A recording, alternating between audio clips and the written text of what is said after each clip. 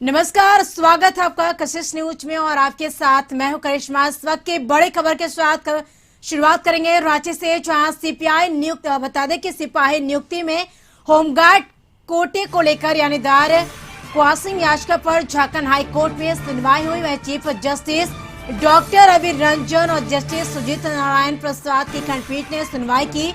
तो बताते चले कि हालांकि झारखंड राज्य पुलिस नियुक्ति नियमावली 2014 को कोर्ट में चुनौती दी गई। हालांकि 2015 में सिपाही नियुक्ति में होमगार्ड को 50% कोटा निर्धारित था।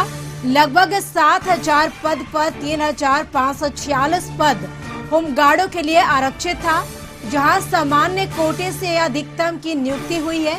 हालांकि अदालत ने आज सरकार से पूछा कि कोटे का क्यों नहीं रखा गया है ख्याल, कितनों की भर्ती हुई है। इधर सरकार ने कोर्ट से मांगा है समय। हालांकि जहां अदालत ने आदेश जारी करते हुए सभी नियुक्त लोगों को मामले को लेकर सूचित करने का निर्देश दिया है। हालांकि किसी भी माध्यम से पदों पर नियुक्त लोगों को कोर्ट में चल रहे मामले की जानकारी दी जाए। पदों पर नियुक्त लोग मामले में वादी बन सकते हैं। हालांकि अदालत के अंतरिम फैसले से नियुक्ति जो होगी उनके प्रभावी होगी। हालांकि अगली सुनवाई इस मामले में 18 अक्टूबर को होगी।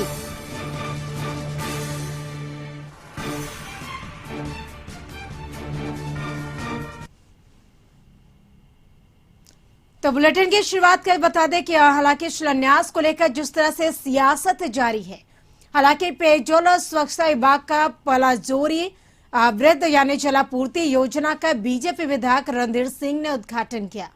सूबे में सियासत शुरू हो गई है और इस मामले को लेकर भाजपा और जेएमएम आमने सामने है। आरोप प्रत्यारोप का दौर शुरू हो गया है और राज्य के पेयजल और स्वच्छता मंत्री मिथिलेश ठाकुर ने विधायक रणधीर सिंह को पत्र लिखकर योजना के शिलान्यास पर अपनी नाराजगी जाहिर की है और साथ ही साथ उन्हें नसीहत भी दी है। मंत्री ने अपने पत्र में लिखा है कि 18 अगस्त को विधायक ने पलाजोरी वृद्ध यानी जलापूर्ति योजना का शिलान्यास रेल विभाग की जानकारी के बिना ही कर दिया। उधर सांसद निशिकांत दुबे ने मंत्री मिथिलेश ठाकुर की ओर से भाजपा विधायक रणधीर सिंह को भेजे गए पत्र पर सवाल उठाते हुए कहा कि मुख्यमंत्री ने भी प्रोटोकॉल का पालन नहीं किया है। वो केंद्र की योजनाओं को उद्घाटन और शिलान्यास पिछले दिनों गोड्डा में बगैर उनकी जानकारी के किया है। सांसद डॉक्टर निशिकांत दुबे ने अपने फेसबुक पेज पर लिखा है कि जल जीवन मिशन की सभी योजनाओं में आधा यानी 50% पैसा केंद्र सरकार का है। जिन केंद्रीय योजनाओं में 50% या उससे अधिक पैसा लगा है, उसका शिलान्यास से उद्घाटन का अधिकार केंद्र सरकार का है। वही प्रोटोकॉल है और यही कानून है। रणधीर जी ने मुख्यमंत्री जी को उन्हीं की भाषा में जवाब देकर जैसे को तैसा का सिद्धांत अपनाया, यानी रणधीर सिंह जी को बधाई।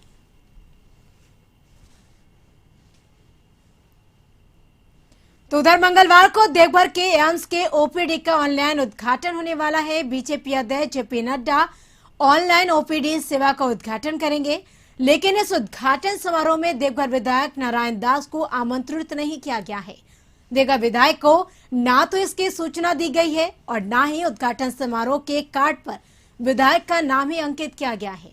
ऐसे में अपना नाम नहीं होने से नाराज देवघर विधायक ने कहा कि बीजेपी सरकार की वजह से एम्स का सपना साकार हो पाया है। नारायण दास ने कहा कि गोड्डा के सांसद निशिकांत दुबे ने तत्कालीन मुख्यमंत्री रघुवर दास के प्रयास से देवघर में एम्स का जो है वो जो सपना है वो साकार हुआ है। उन्होंने कहा कि इसका उद्घाटन मंगलवार को होने वाला है, लेकिन स्थानीय विधायक को आमंत्रण नहीं देना एक दुखद है।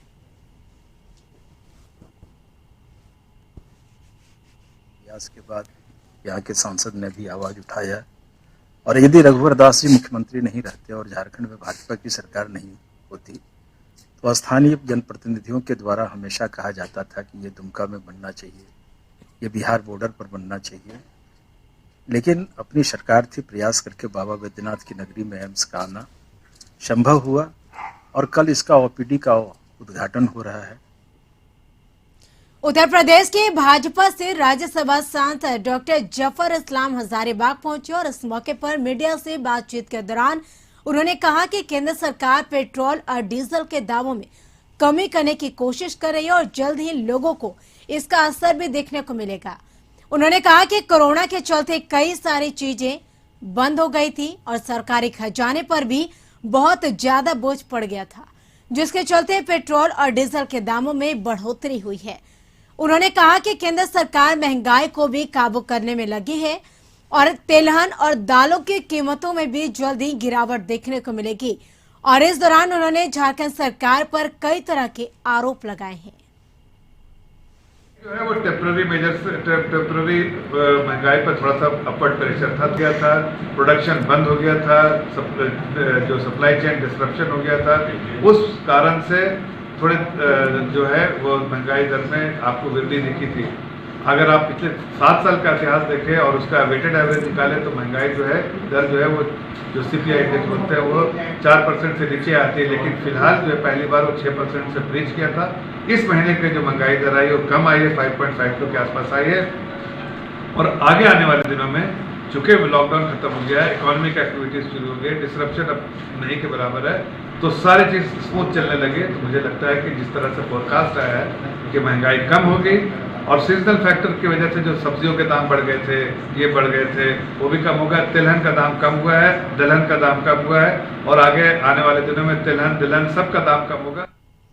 राज्य में हाई स्कूल शिक्षक नियुक्ति 2016 के अनुसूचित अभ्यर्थियों ने शिक्षा मंत्री जगन्नाथ महतो के आवास का घेराव किया। अभ्यर्थियों ने कहा, पिछले 5 सालों से न्यायालय का दरवाजा खटखटाने के बाद, सुप्रीम कोर्ट के आदेश आने के बाद भी राज्य सरकार नियुक्ति नहीं कर रही है, जिसको लेकर आज लगभग 600 गैर अनुसूचित जिला के इतिहास नागरिक के अनुशंसित अभ्यर्थियों ने शिक्षा मंत्री आवास का घेराव किया और नियुक्ति करने की मांग की।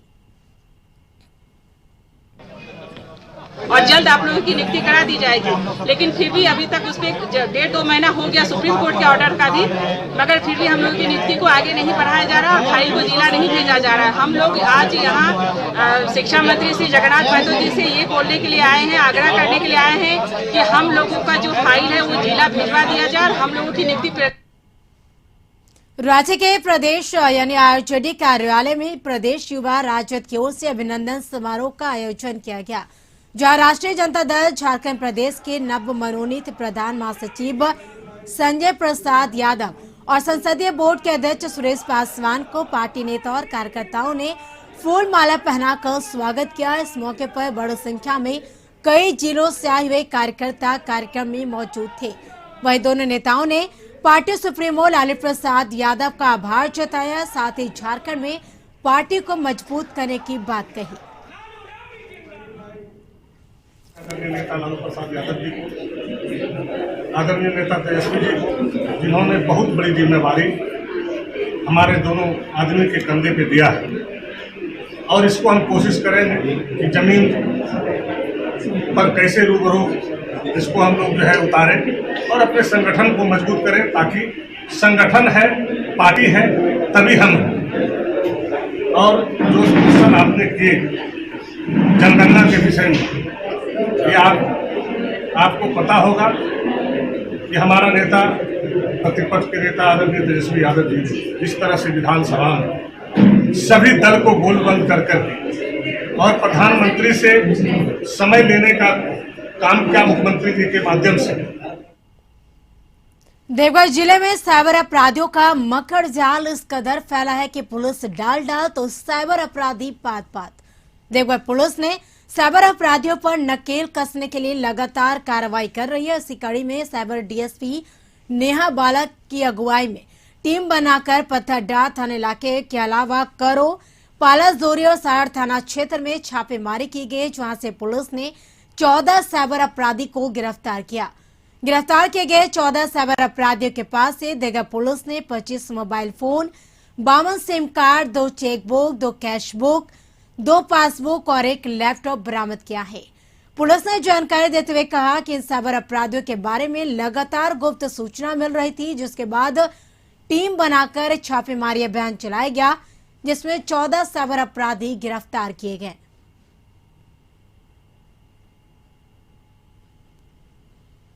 कोरामो तथा पालाजोरी के डिफरेंट गांव में बहुत से साइबर अपराधी फोन फिशिंग के माध्यम से साइबर अपराध कारित करते हैं। उपर्युक्त सूचना के सत्यापन के उपरांत पुलिस अधीक्षक देवघर के दिशा निर्देश में साइबर डीएसपी नेहावाला के नेतृत्व में एक टीम गठित की गई थी, जिसमें साइबर थाना प्रभारी नेहावाला में एवं इसके सशस्त्र बल थे। इनके द्वारा काफ़ी डिफरेंट गांव जो थाना के बारे में मैंने बताया, उनके डिफरेंट गांव से टोटल 14 साइबर अपराधियों को गिरफ्तार किया है। उनके पास से टोटल 25 मोबाइल जो इस साइबर घटना को कारित करते थे, उसमें जो 25 mobile total 52 SIM, 2 chequebook, 2 cashbook और 2 पासबुक जब्त किया है, ताकि एक कोरोना महामारी से जीतने के लिए केंद्र और राज्य सरकार करोड़ों रुपए खर्च कर रही है, लेकिन राज्य में सीएचओ सरकार कोशिशों को पलीता लगाने का काम कर रही है और यहाँ के कुछ कर्मी इन दिनों अब बिना टीकाकरण के पैसे लेकर फर्जी सर्टिफिकेट देने का काम कर रहे हैं। और इसी मामले में सोशल मीडिया में इन दिनों एक वीडियो वायरल हो रहा है। यहाँ फर्जी कोविड वैक्सीनेशन सर्टिफिकेट देने का जो खेल है वो धड़ल्ले से चल रहा है, जहां 400 से 500 रुपए लेकर बिना कोविड का टीका लगाए ही लोगों को वैक्सीनेशन सर्टिफिकेट मुहैया करा दिया जा रहा है। मामला साहिबगंज जिले के राजमहल अनुमंडल अस्पताल का है और इस बात का खुलासा तब हुआ जब एक शख्स ने फोन पर सीएचओ से 60 मजदूरों को मुंबई लेकर जाने की बात बताई और उन्हें तत्काल कोविड वैक्सीनेशन सर्टिफिकेट देने का अनुरोध किया। इसके बदले में सीएचओ ने एक शख्स से 400 रुपए देने की बात कही। राजमहल में घटना हुई है, उसमें वो कंप्लीशन वैक्सीन कंप्लीशन का सर्टिफिकेट अपने ही दे रहा है बिना वैक्सीन दिए। तो ये एक फ्रॉड है। हम लोगों ने पुलिस से कार्रवाई कराई है, एफआईआर इसमें फ्रॉड भी की गई है। साथ ही साथ इस तरीके की जो एक तरह से कह रहे हैं कि एहमान में ही हो गया एक तरह से, क्योंकि उसको वैक्सीन पूर्ण हुआ नहीं है और सर्टिफिकेट देते हैं। राजधानी रांची में चोरी की बढ़ती घटनाओं ने लोगों का जीना मुहाल कर दिया है और ऊपर से पुलिस की लापरवाही। और आलम यह है कि पुलिस अभी तक राजधानी के कई इलाकों में हुई चोरी की घटनाओं का खुलासा नहीं कर पाई है। रांची के न्यू पुदांग स्थित जोहार में लगातार हो रही चोरी पर पुलिस भले ही नकेल कसने में नाकामयाब रही हो, लेकिन इलाके के लोगों की पहल ने चोरी की घटना पर ब्रेक जरूर लगा दी है। मोहल्ले को यानी सीसीटीवी से लैस कर दिया गया है और साथ ही लोगों ने खुद पहल करते हुए मोहल्ले में ही एक व्हाट्सएप ग्रुप बना लिया है, जिससे कि वो एक दूसरे के लगातार संपर्क में रहते हैं। और मोहल्ले वासियों ने खुद खर्च कर मोहल्ले में 10 सीसीटीवी कैमरे लगाए हैं। कैमरे लगवाने के बाद मोहल्ले में न सिर्फ चोरी की घटनाएं थमी, बल्कि जमावड़ा और छिड़खाने जैसी वारदातें भी कम हो गई है। हमारे इलाके में, हमारे मोहल्ले में जो अभूतपूर्व चेंज हुआ, पहले तो असामयिक तत्व लोग हावी हुआ करते थे और जब तब हमारे घर में सेंध मारते थे या रेकी करते थे, वो सब अभी कम हुआ है। लोग डिसिप्लिन में आ गए हैं, लोग अनुशासन में रहते हैं या बीच में कोई छेड़छाड़ करने का कोई हिम्मत नहीं जुटा पाता है। जोहार नगर मोहल्ला पिछले 6 साल से डेवलप कर रहा है, कंस्ट्रक्शन के दौर में है और उन दरमियान हम लोगों ने देखा कि चूंकि मोहल्ला एकांत कोने में था तो हमेशा कुछ न कुछ छोटी मोटी वारदातें हुआ करती थी, छोटे मोटी चोरी वगैरह हुआ करते थे। और साथ में एक मोहल्ला में एक डिसिप्लिन भी हम लोगों को लाना था कि लोग आपस में डिसिप्लिन एक बना रहे, लोग बच्चे जो घर से बाहर निकल रहे हैं वो डिसिप्लिन में रहे। तो बहुत सारी चीज़ों को देखकर हम लोगों ने डिसीजन लिया, हम लोगों ने यंग हमारे युवा लोग जो हैं साथ में, कि हम लोग सीसीटीवी कवरेज कराए मोहल्ला का, ताकि जो असामाजिक तत्व भी। फिलहाल यहाँ वक्त हो चला एक छोटे से ब्रेक का। ब्रेक के बाद जल्द होंगे हाजिर। ब्रेक के बाद आपका स्वागत है। खबरों में आगे बढ़ेंगे। अफगानिस्तान में फंसे बेरमो के गांधीनगर क्षेत्र का बबलू सकुशल घर पहुंचा। परिजनों और पड़ोसियों ने बबलू का स्वागत गाजे बाजे के साथ किया। बबलू के बेरमो आने के बाद परिजनों ने राहत की सांस ली। बबलू का अफगानिस्तान से हिंदुस्तान पहुंचने का सफर बेहद भयावह रहा और काबुल एयरपोर्ट पर गोलियों की गूंज ने उनकी घर वापसी की उम्मीदों को भी धुंधला कर दिया था।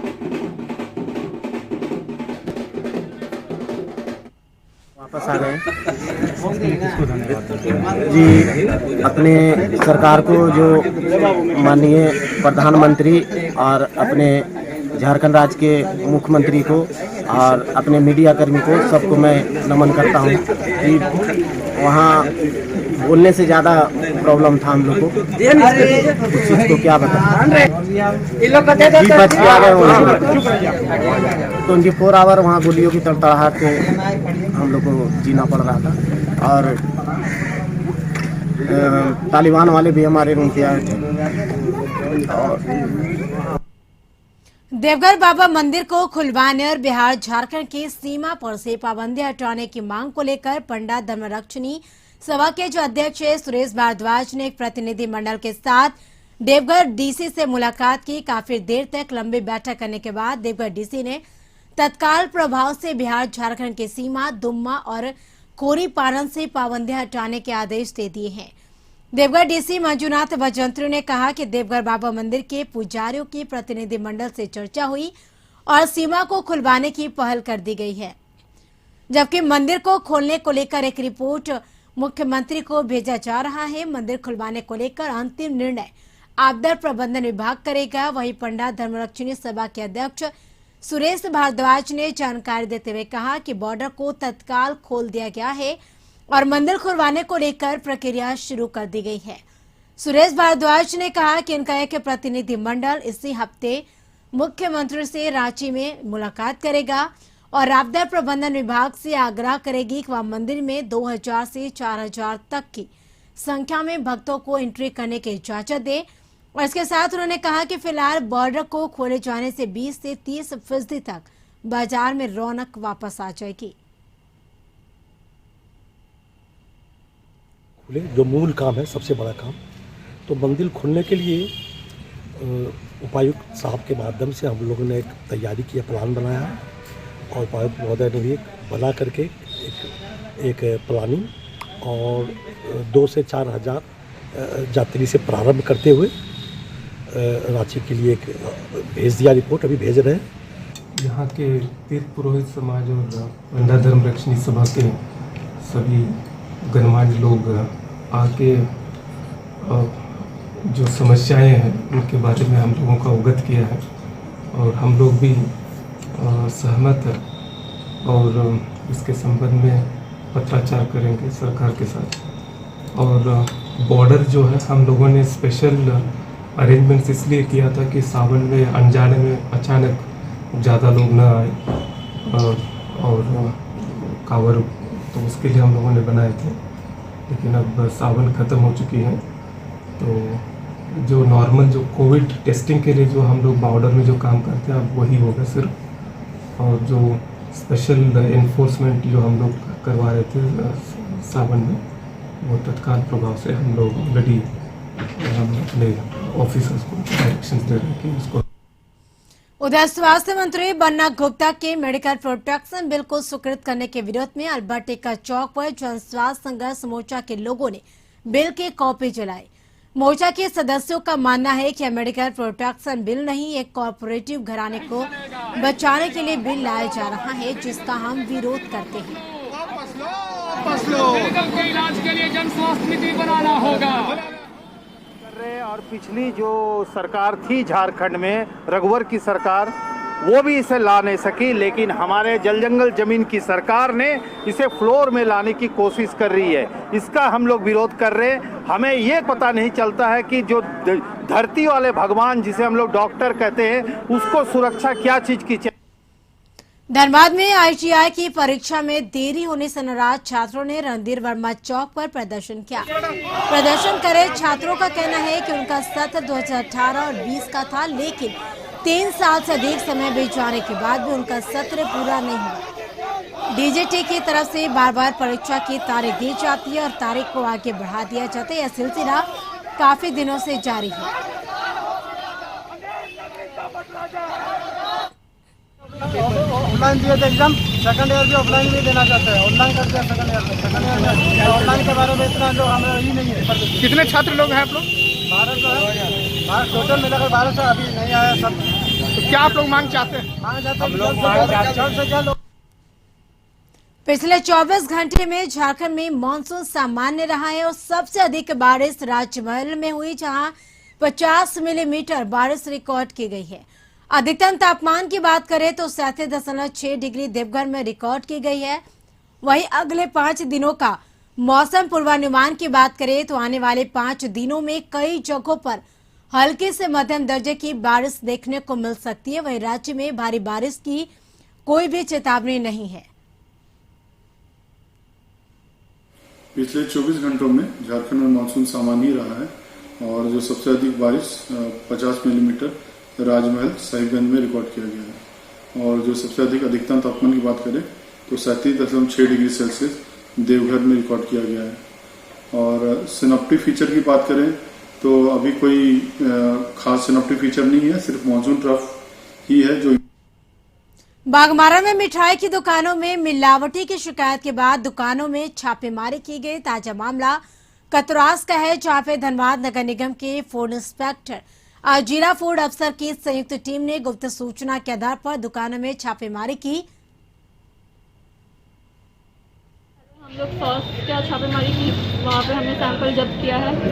उसे जांच के लिए सारे जितने सैंपल हमने जब्त किए हैं वो हम लोग जांच के लिए कलकत्ता भेजेंगे।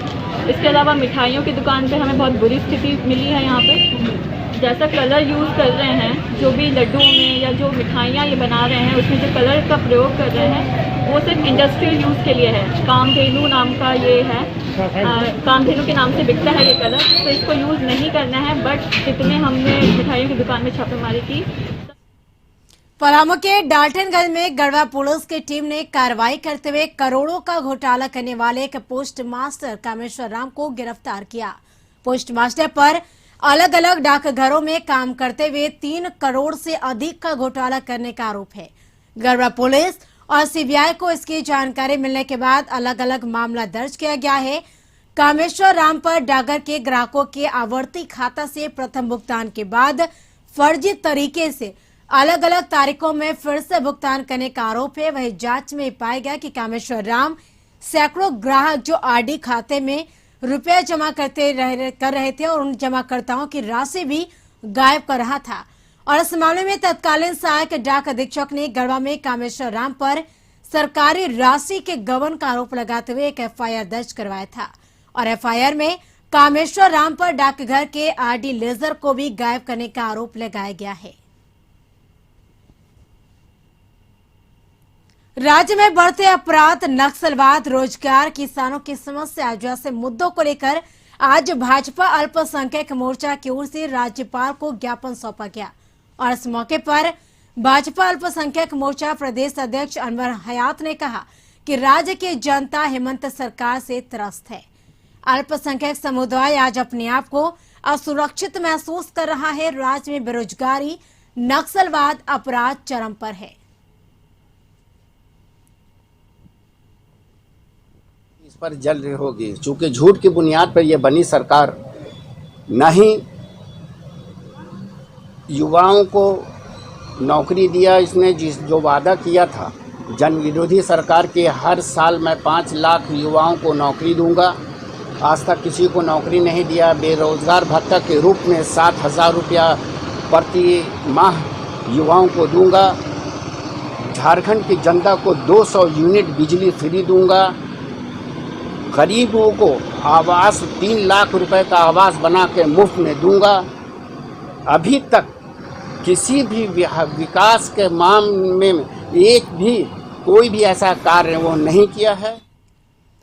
पद्मश्री डॉक्टर रामदयाल मुंडा की जयंती पर रांची में कई कार्यक्रम का आयोजन हुआ। आयोजन इसी के बीच यानी रांची के टैगोर हिल में रामदयाल मुंडा की प्रतिमा का भी अनावरण किया गया। डॉक्टर रामदयाल मुंडा की पत्नी ने ढोल नगाड़ों के साथ प्रतिमा का अनावरण किया। सिर्फ मेरे लिए ही नहीं, समस्त झारखंड वासियों के लिए शुभ दिन है। इस शुभ दिन के अवसर पर मैं समस्त झारखंड वासियों को हार्दिक हार्दिक शुभकामनाएं देती हूँ, बधाई देती हूँ। तो बड़ी खबर जसीडीह से झाझा रेल लाइन पर नरगंजो के पास एक मालगाड़ी की कपलिंग निकल जाने के कारण अप लाइन में ट्रेन सेवा घंटों बाधित रही और बाद में 2 घंटे बाद एक स्पेशल इंजन को भेजा गया और उसके बाद मालगाड़ी को आगे बढ़ाया जा सका। मालगाड़ी में आई इस तकनीकी खराबी के कारण पटना हावड़ा रूट की अप लाइन की आधा दर्जन ट्रेनें लेट हो गई, जिसमें मुख्य रूप से दुरंतो और पूर्वा एक्सप्रेस शामिल है। वहीं जसीडीह रेलवे स्टेशन पर आसनसोल झाझा सवारी गाड़ी भी 2 घंटे तक स्टेशन पर खड़ी रही, जिससे यात्रियों को काफी परेशानी का सामना करना पड़ा। 11 बजे से। अच्छा, 1.5 घंटा हो गया। कहाँ जा रहे थे? तो कुछ पता चला क्या हुआ है? राज्य में तालिबानी संगठन की तरफ से अफगानिस्तान में किए जा रहे कब्जे और महिलाओं पर अत्याचार के खिलाफ एपवा ने यानी विरोध प्रदर्शन किया। ये विरोध प्रदर्शन अल्बर्ट का चौक पर किया गया। एपवा ने इस अत्याचार के लिए अमेरिका को जिम्मेदार ठहराया है। संगठन ने आरोप लगाया कि अमेरिका सभी संसाधनों को छोड़ अपने सैनिकों को वापस बुला लिया, जिसका परिणाम है कि तालिबानी संगठन अपने मंसूबे में कामयाबी हासिल कर ली और सत्ता पर कब्जा जमाकर अत्याचार करना शुरू कर दिया है। अमरीकियों ने तमाम अपने सारे संसाधन युद्ध के वहां छोड़ करके अमरीकी सेना हटा लेती है। उसके बाद एक चरमपंथी संगठन तालिबान जैसा वो अफगानिस्तान पे वापस कब्जा करती है, वहाँ की सत्ता पे। और सबसे बुरी बात कि जो अमन पसंद लोग हैं, वहाँ प्रजातांत्रिक रूप से स्वतंत्र रहना चाहने वाले लोग हैं, उन लोग को देश छोड़ करके भागना पड़ रहा है। महिलाओं की स्थिति जिस तरह पहले बदतर थी, आज फिर बदतर हो रही है। वहीं हमारी सरकार से हमारी बस एक ही चिंता का विषय प्रकट आया है कि फिर से हमारी देश की सरकार ने धर्म के नाम पर लोगों को वापस लाने की बात कही है। और इसके साथ इस बुलेटिन में हमारे साथ इतना ही। आप देखते रहिए कशिश न्यूज। मुझे दीजिए इजाजत। नमस्कार।